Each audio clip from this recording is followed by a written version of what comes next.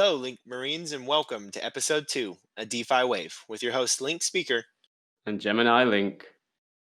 During this episode, we will be discussing the most recent and important integrations, current price action, and future price predictions for Chainlink.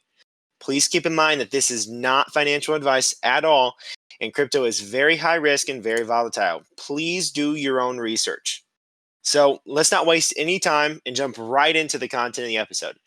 I mean, during this entire last 2 weeks, we've had to deal with the upheaval with the U.S. election. We've had to deal with, things across the pond over in the UK with your government over there, marching for the mask mandates and lockdowns, right? I mean, it just feels like the world is really in chaos right now, right?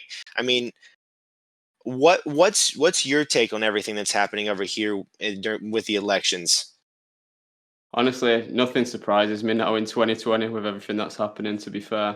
And just from what I've seen on Twitter, basically, is because I don't watch the news, of course, but what I've seen on Twitter is there's been a lot of controversy between Trump and Biden, and the country's in quite a division right now between practically who they want to run the country, and it's a tough choice, to be fair, but it's very hard to see what's going to be the outcome. I think there's a lot of untrustworthy sources, as you know. Oh yeah, tons. Yeah, so there's a lot of people kind of trusting the news, but I just don't trust a lot of that stuff. What about you? No, I don't either. It seems fake, and there's, regardless of whether or not Biden cheated, right? There's just some stuff that doesn't add up.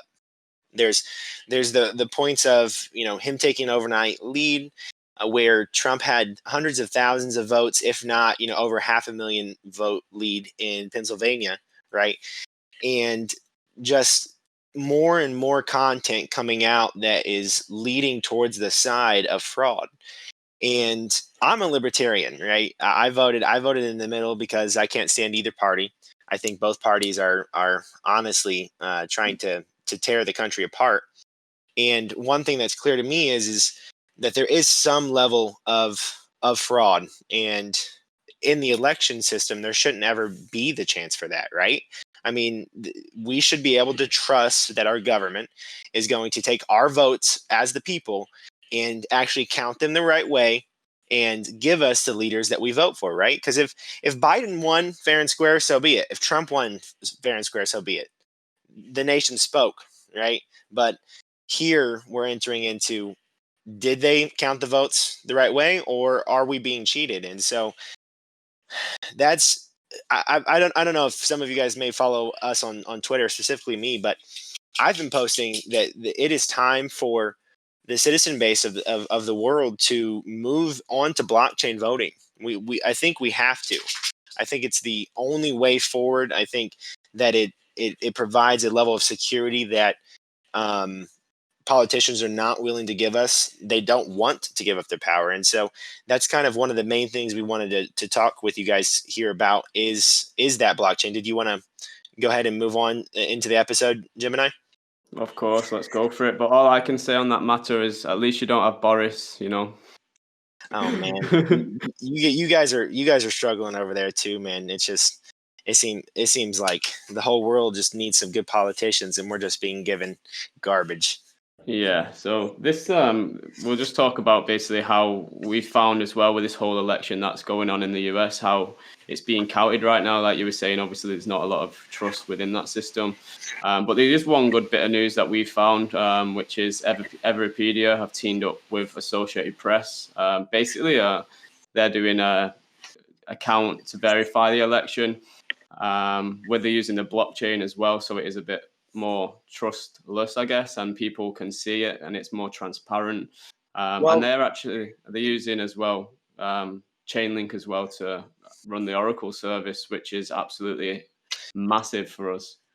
That's huge. And what I was going to say here a second ago, I didn't mean to interrupt you, but it's a step in the right direction, right? I think we would be amiss to not go over the issues here, because technically there are still humans counting, right? They're still counting the votes, and then they're uploading it onto the blockchain. So there's still that area of fraud. However, once it's been uploaded to the blockchain, then there's no parameters for fraud. So I think it's definitely with what Everpedia is doing and what these companies are doing is definitely a step in the right direction, especially with using Chainlink as the oracle.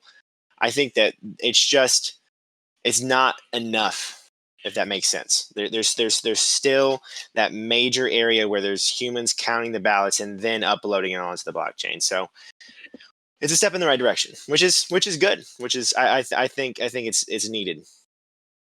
Yeah, I agree. Just need to get rid of the middlemen that are doing the counting, who could be biased, I guess. And even if it's in paper form, people can just get a pen, put on paper, and Exactly. And on that point, I'm glad you brought up on the paper part.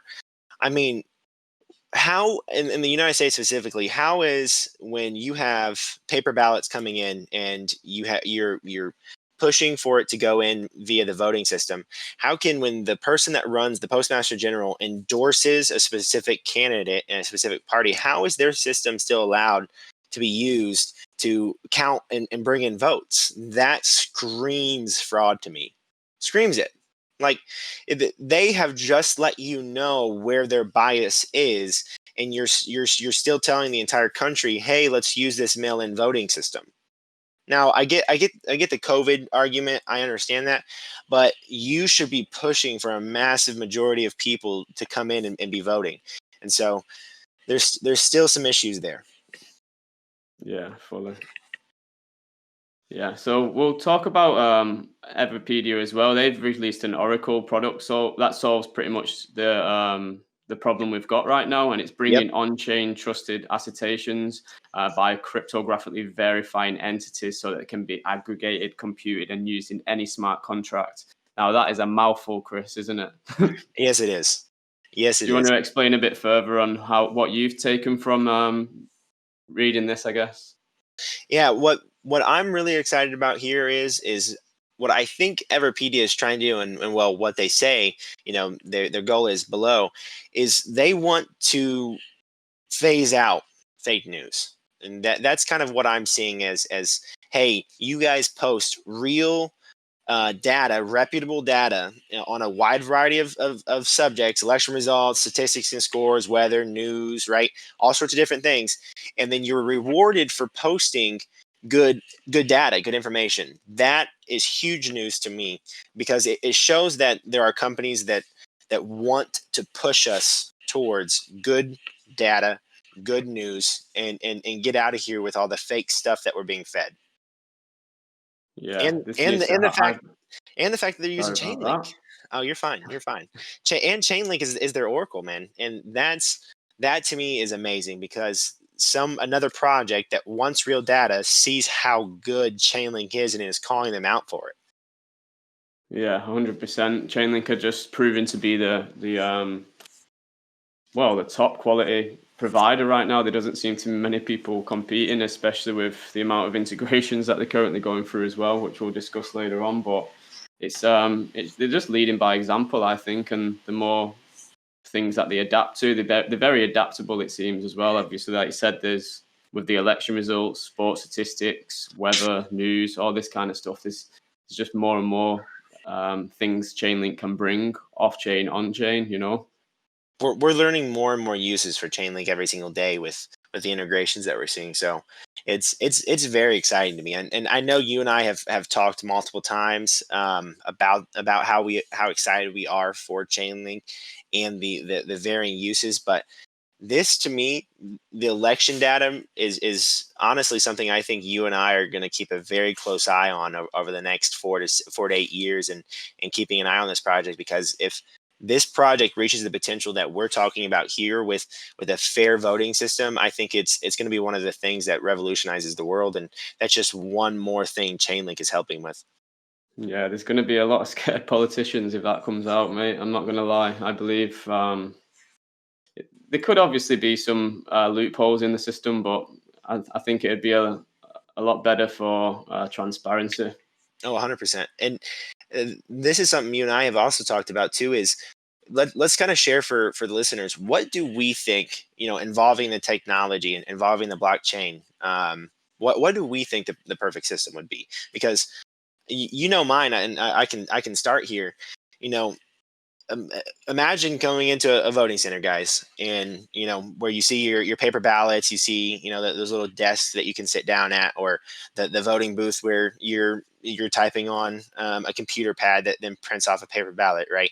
Instead of all of that, instead of all that BS that can be manipulated and be sent in and changed, what about a computer that's directly encrypted onto the blockchain network with Chainlink as the oracle, where the second you finish your voting system, your voting card, it's sent onto the blockchain, counted by the system. You can't change it, right? It's instantly inputted, and then there's no room for error. There's no, hey, this human counter at some voting center somewhere in your state or somewhere in your area counted it and put it up.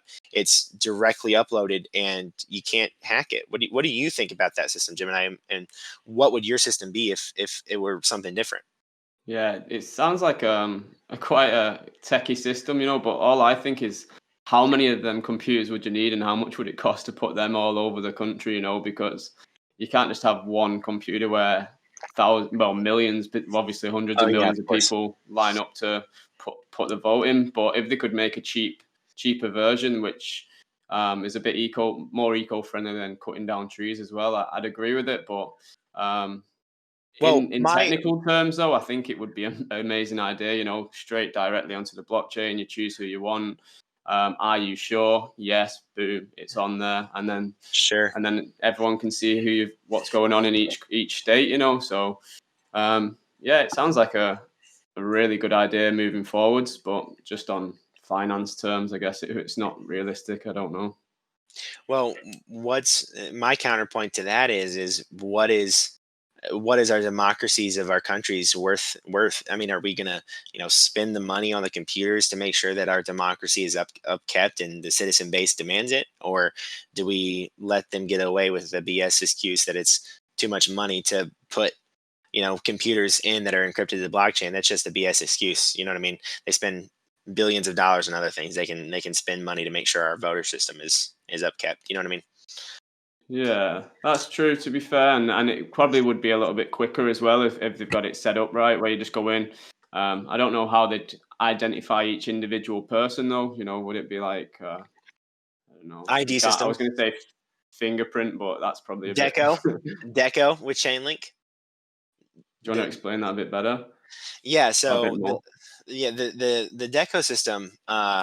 So Chainlink earlier this year they acquired Ari Jules, which came on board as Chainlink Labs chief scientist and CTO, or one of the two. And with him, they acquired the Deco software, and the Deco software is software that allows you to basically verify someone's identity. They could be a certain age, like, hey, this person needs to be 21 years old to view our website or to execute a contract. Deco, all Deco says is gives them a thumb up without having to give them the identity verification, their ID, their social security number, stuff like that. So you could use a Deco system where you have your identity already stored and verified, and it can give that signal of whatever that voting smart contract may need, right? And that's all it would need is that a few thumbs up. Okay, that sounds very interesting. To be fair, if that could work, that'd be perfect. Just got to get a lot of people to sign up to it, I guess. Would that be how it works? Yeah, that's how my understanding of how that system Yeah. would work is it would have your identity, right? And then instead of having to give all these other varying people and Yeah. softwares your all that information, this is your one centralized area, but it's also distributed. Yeah, very good. I like that idea. That could be the way forward, to be honest. I don't think I can think of a A better better idea on my end. Exactly. That was Yeah. my thought process too. But like we talked about it before we move on here to the integrations, there's always in new technology, there's always going to be some level, right, of issues that we discover. But in my head, that is the perfect next step. And then when we figure out what the issues are, we'll patch them. You know what I mean? Yeah. So I just am so tired of not being able to trust our government, man. It's sad. Yeah. Yeah, you can't really trust anyone. There's a lot of people, a lot of companies that even called Biden as the well, what was it called, president elect already? Yep. When there's still people that are still getting offers back on bets they've made on the election. It's just like, wow, well, if they're still offering bets out for Trump to win, then what's going on? How can you trust these people? You can't. And I saw this hilarious post yesterday or today. I can't remember, one of these last 2 days, that someone came on Fox News. They had her on Fox News as a guest, and she was calling Fox News and CNN and all the news networks out for already calling the election. Yeah, She's like, it doesn't matter if you guys have called it. Doesn't matter if Fox News has called it. Doesn't matter if CNN's called it. We're still counting votes. We're still counting. This is premature. And the Fox News host had like the dumbest look on her face, like, you're an idiot. yeah. All I can hear in my head is fake news, fake Yeah, news. exactly. Fake news. Yeah. Well, I think that's a perfect transition for us to move on. Is, hey, here's the voting system. Here's what we're excited about. Now let's talk a little bit more about the Chainlink integrations and kind of what we are excited about with some of these integrations that are coming out.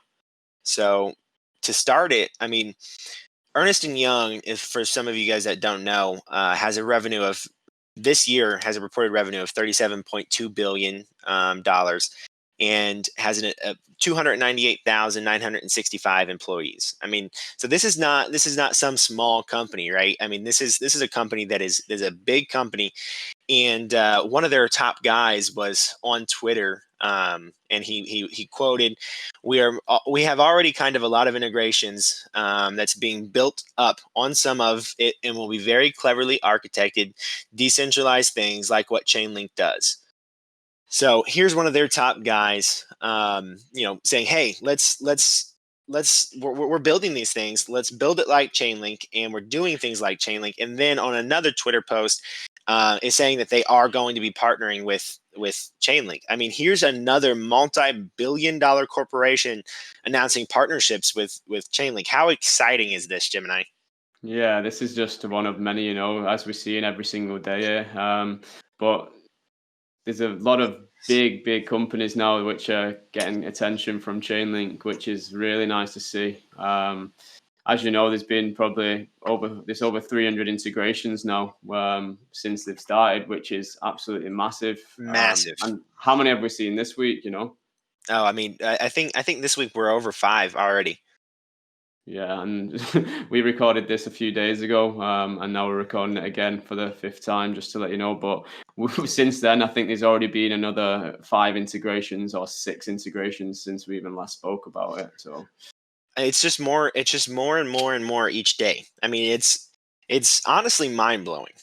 Um, yeah, when you look at the amount of integrations that Chainlink has as an oracle, it's becoming more and more engraved into the very fabric of the crypto space. So to me, it's very exciting.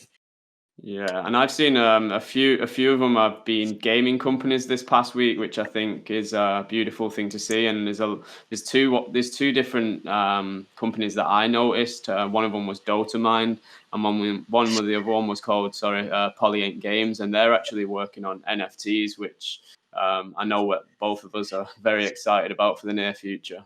I can't wait for NFTs, dude. I mean, I showed you this awesome picture earlier, right? Did you pulled that up earlier? Yeah, that was The, amazing. I won't lie. Could you imagine having gaming companies releasing awesome NFTs that are kind of like collectibles, right? So you have collectible type NFTs for your favorite baseball player, your favorite. You could come out with pops. Have you ever seen the Funko Pops before? No, I haven't. Oh man, you got to check them out. They have all sorts of cool things like League of Legends on there. You can get ones for some of your favorite Overwatch characters, and they're like cool little boxed figurines, right? And they're just like a cool and dorky. Some of them, man, I mean, some of them are going for like tens of thousands of dollars. Like rare ones signed from San Diego Comic Con and stuff like that, signed by the artist. Imagine stuff like that, but now NFTs that can transfer. I mean, these are things that you can transfer to your MetaMask and Ledger wallets, right?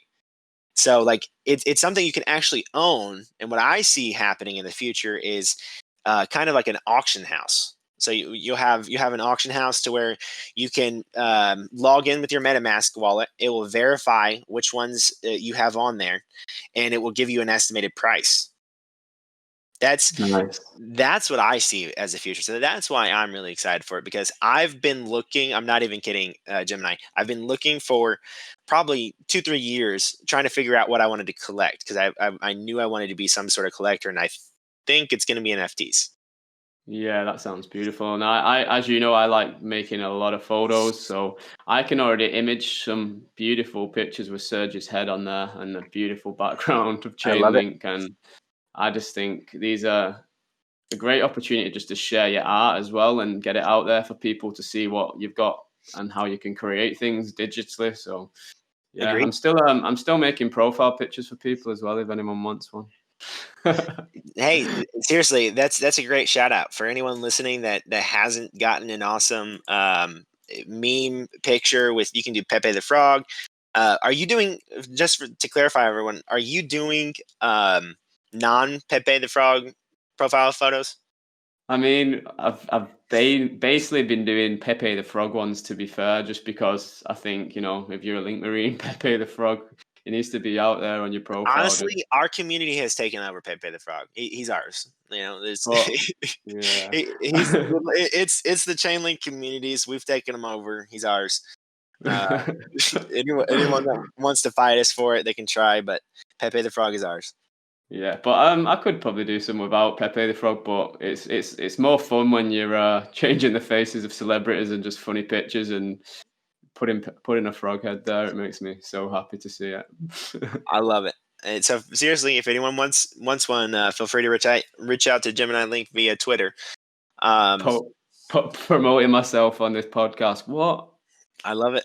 It's our Yeah. podcast. We can do it. So But yeah. moving on to this part here, I think the NFTs are super exciting, but also what's really exciting is Chainlink is moving on to different blockchains. So we have a couple different projects that you and I found that are on the which platform was it? Because there was also the B protocol, and there was also Polkadot. Let me find the two ones that were on the Polkadot feed. So there was Equilibrium. There was Zen. There we are. ZenLink Pro, which was ZenLink Pro plus you have Equilibrium. Both of them on the Polkadot ecosystem. So we see Chainlink now moving to different blockchains, right?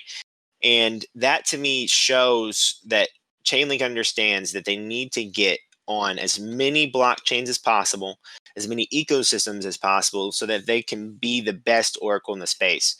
That's why them integrating with these two guys is very exciting to me. Is it shows Chainlink's team once again knows what they're doing, knows the strategy to go forward to, and is moving on to other chains off of the Ethereum chain. So that's very exciting to me. Yeah, they're expanding even to all these different spaces, which is just a beautiful thing to see. I agree. And Now, then did you see as well? They've currently just released. It was 19 hours ago on their official about the digital identity systems. I did not see that. Do you want to cover that Wow. for the listeners? Well, I don't know too much about it, but I've just seen it's that it just basically says this is basically what it says. In our latest blog post, we examine the risk and challenges of current digital identity systems, the innovative solutions emerging in the blockchain space, sorry, and how Chainlink plays a key role in securely bringing user data on chain to smart contracts. So Interesting. yeah, I wonder what route they're taking with obviously digital identity and how much information they get about you, whatever company Well, they're with working for. Deco, I think that Chainlink becomes a much more dangerous person in that space. And when I say dangerous, I mean like they're going to be a force to be reckoned with, which is very exciting. Yeah, for sure. Well, Interesting. So we'll yeah, see. we're going to keep an eye on that one. Yeah. Did you find any other ones as well? I know there's been probably at least 10 more, but I haven't seen any of the ones this week that I was crazy super excited about. Yeah. Um, just more, once again, just more into the chain or into the ecosystem of Chainlink, and each and every integration is just making Chainlink more and more powerful in the space. Yeah, for sure. And I'm sure from reading about how many integrations they've got, like we was talking about different exchanges they're on, but they're actually partnered with over 70 blockchains. I think there's 100 DeFi projects now, probably more. 64 price feeds. And like you said before, they're covering the 2020 election. They're also doing verifiable randomness, which is um, really nice for online games as well, which will come later on. Which can't wait And then for. they've got the fair sequencing services as well. So it just seems to be quite a um, relatable kind of thing. You know, they're going for transparency and a trustless system, and it's just people are picking up on this, and it's growing every single day, like we said. Well, and it's not even that they're picking up on it; it's that they see that Chainlink is the way to go. And Yeah, it's becoming the undeniable leader in the Oracle space, which is huge. And so I think that that's, honestly good on the integration portion, guys. We will continue to update you guys on the major integrations as we move into the bull run of 2021. I'm sure we're going to see that number of integrations ramp up very rapidly. So be prepared for what I think is going to be multiple, like 5 to 10 integrations a week once we really start hitting the start of the bull run. So we will keep you guys updated on that. But one thing I know you guys are all super excited about, and everyone's always talking about on Twitter, is price. Where do we see the price going? What do we see the price doing? Where do we see the targets being? And before we go over that, let's kind of share the tokenomics for some of the people that don't understand how tokenomics work in the Chainlink space. Um, so the total supply of Chainlink is 1 billion. They mentioned 1 billion at the start of Chainlink when everything started, and they chose that route instead of a deflationary mechanism that some projects will allow um, their tokens to be mined with hash power, and then they'll have some sort of deflationary mechanism that burns those tokens. They chose to have a set amount, and so 35% is going to be going to the node operators to incentivize the Chainlink ecosystem here once we get staking live. Then we had 35% was to be sold in the public token sale, which is a majority of our 390 million circulating Chainlink, is that 35% that was sold in the public token sale. And then 30% was kept for company development, continued development. I'm sure a portion of that was used to purchase Deco and RE Jewels. So that's kind of the breakdown. And the part of that 30% also goes to Sergey, the co-founders, the staff, kind of to use at their discretion to purchase and upkeep the Chainlink operations. So 1 billion Chainlink currently circulating is right around what 390 million Chainlink, which is quite a lot, but that's a smaller portion of that circulating supply. And if we were to want, where's this portion on the where we broke down the math? Oh, well, what to keep going up in the chat on the rankings? As you can see, we've already gone to number 5. Whoop. Wow, can you believe that? In literally what, the 4 or 5 days that we've been trying to record this, we've gone from the 6th place spot to the 5th place spot. That's pretty awesome. Yeah, and the price has been moving very, very nicely. I'm just looking at it there while she was speaking about that, and the trend line is looking very, very nice, I must say. Wow. I mean, we are closing at higher highs right now. I mean, yesterday we closed right around 1260, 1270, and today we're already, look at that beautiful uptrend. Oh man. Choo choo. That's such a beautiful uptrend. I mean, just look at it just a few days ago. I mean, we just, what, 5 days ago we were in the tens, and now we are consolidating in the upper 12s. That's fantastic. Wow. Honestly, it's one of the nicest things I've looked at all day. Right? It just makes you so it makes you so happy just looking at the chart. So, Apart from Gemini, do you want to kind of break, now that we've kind of broken down the circulating supply, so we now have, everybody understands we have 390 million in circulation. Do you want to kind of talk about the resistance levels that you're seeing, kind of break down the chart for everyone? Yeah, well, I'll do my very best. I'm no expert. I've just been indulging for quite a few months, so take what you will from this. But from what I can see, we've got a very, very strong resistance at 1360. Once we do break past that, I do believe we're going to then shoot up probably to near the 1630 area. That's where our next resistance is, I guess. And then once we break past that, we are then going to be testing our all-time high of 20. Was it 20.15? That's what I've got it on here. Could be more or less that, but honestly, I think from the looks of the chart, we've got some nice support already building up from where was it, 980? That's where we took off from, and we've not really been tested so much on the way down. Our next support line is most likely to be 1150. So as long as we don't break down past 1150 and then drop down even further to the 1060s, we should be all right. But who knows? What do you think? Well, I think your chart breakdown is pretty spot on, honestly. I see us creating a new support in right around the 1250 1260 range right now. Today, we haven't dropped below 1250 until, what was it? This was yesterday. Yeah, yesterday we dropped below and we went to 1215, 1210 area, but so 12s, that's, yeah, we're creating a really nice consolidation area in the 12s right now. That makes me super excited. Just like you said, right? Once we break that 1360 range, we really don't have much resistance up until the $16, $17 range. And if we can blow right past that resistance, we're definitely going to be testing that all-time high again. And let's kind of talk timeline, I guess, for everybody. When do we think we test that all-time high again? When do you think?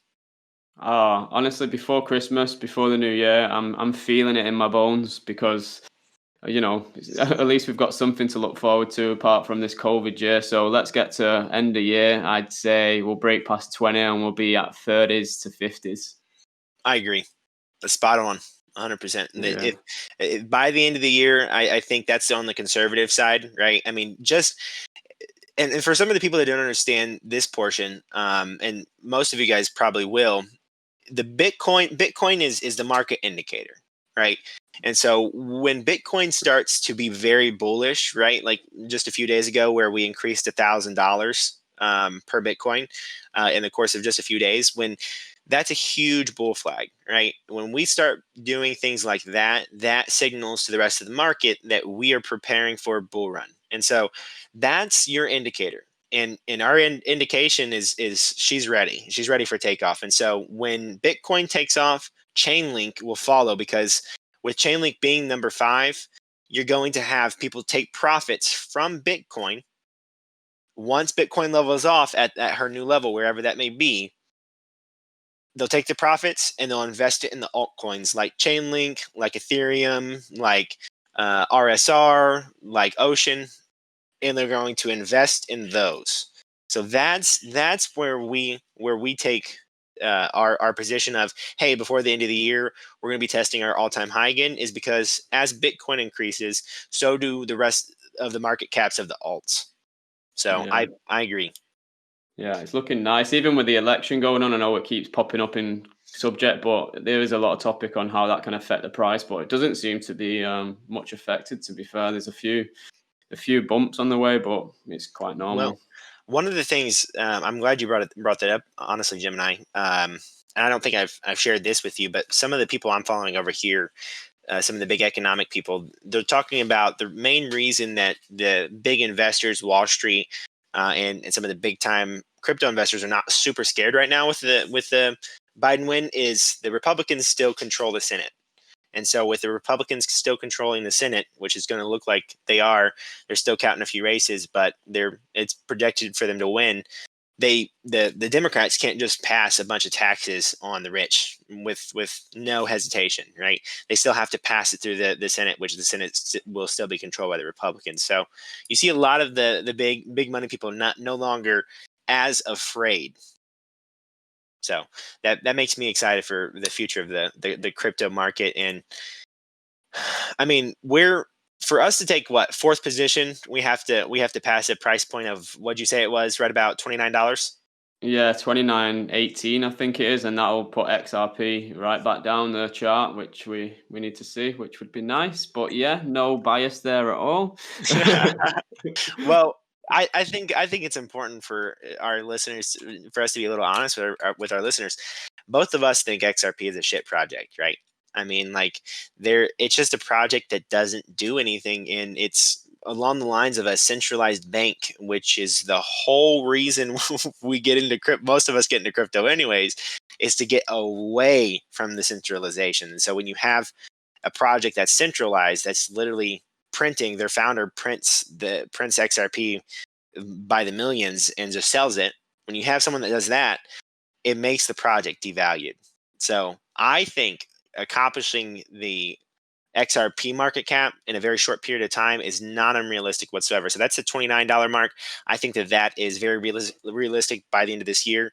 I'm shooting a little bit more for closer to 50 by the end of this year, which would take us very, very close to, very securely in the third place spot, but edging closer towards the third place spot.